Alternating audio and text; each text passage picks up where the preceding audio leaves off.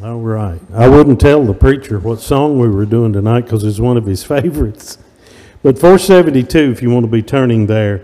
And this is a song. I first learned this song or heard about this song. This old hymn, I had taken a dulcimer lesson on it, and I've got to learn to play it now. The pressure's on me because it's one the preacher likes. But this is My Father's World. The words were written by a guy with an unusual name, an old preacher born in New York, and then he pastored down in Maryland for a while. And his name was Maltbie Davenport Babcock. And like many of our old hymns, it started out as a poem, and we'll talk about that just a little bit. There's an early picture of Pastor Babcock. And he was pastor of several churches, including Brown Memorial Presbyterian Church, Baltimore, Maryland. It's been said he tended to use colorful metaphors or word pictures in his sermons. So it makes sense that he wrote the words to the hymn, This Is My Father's World. And as we'll see, these metaphors play a key role in the writing of this old hymn tonight. I thought this was interesting. As a side note, Mr. Babcock led fundraising drives during his ministry to support displaced Jews in Russia.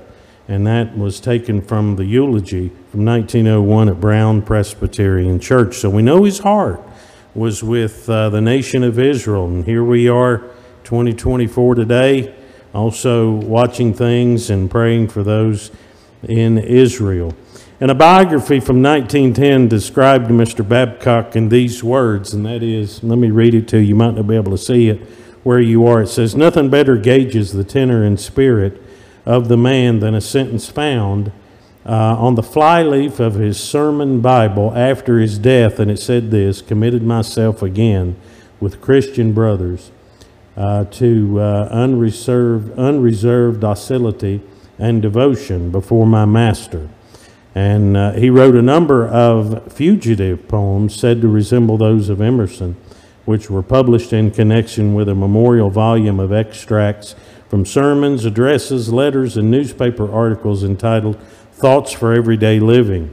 And we'll talk about that just a little bit again in just a moment. Dr. Babcock was a musician of rare talent as well and wrote some hymns of unusual beauty. And you can see we took that from the National Cyclopedia of American Biography. But how did it come about that he wrote this old hymn, This Is My Father's World?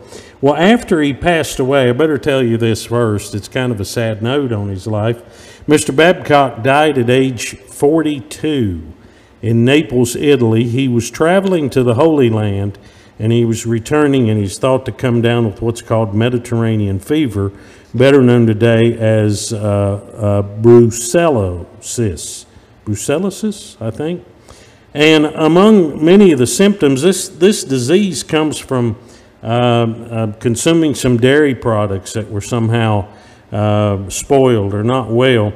Some of the symptoms include depression, and it is said that Mr. Babcock committed suicide, age 42, probably ailing from this physical ailment that he picked up in the Holy Land. But after his death, his widow published the works, his poems and things, called Thoughts for Everyday Living that we just talked about in the previous slide. And she told a story behind this song. It was a poem that he wrote called This Is My Father's World. This original poem contained 16 stanzas of 4 lines each. So apparently he was a man, Mr. Babcock, of very much talent. And she writes that when they lived in Lockport, New York, he took frequent walks toward and near Niagara Falls, or it's called Niagara. There's another word that they use for that. Anyway, the Niagara Falls area on the New York side.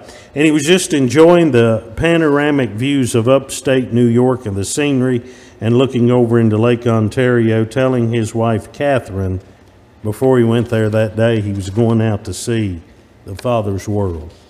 And of course, after his death, though, it's kind of interesting that a man that he was acquainted with, who was hymn writer Franklin Sheppard was asked to add music to this poem, and that's how we got the hymn. And he chose, Mr. Sheppard chose, a tune called Terra Beata, and it means blessed earth in Latin. Sheppard adapted the music from that traditional English melody that he learned from his mother as a child. So isn't it interesting, the personalities involved in the making of this hymn? And like Brother Dean, I think the words of it are just absolutely beautiful. And getting to the point, and now we know a little bit about the history behind the hymn, and I know Miss Robin's having trouble seeing her hymnal. She's just had cataract surgery. We need to pray for her. She goes for a checkup tomorrow. But with all that in mind and thinking about looking out upon one of God's creations like Niagara Falls, or like some of the beautiful falls and mountains that we have in our area, let's try to think about some of those things, and as best we can enjoy the time we have here on God's planet, and realize that although Satan's out there causing havoc, this is my Father's world.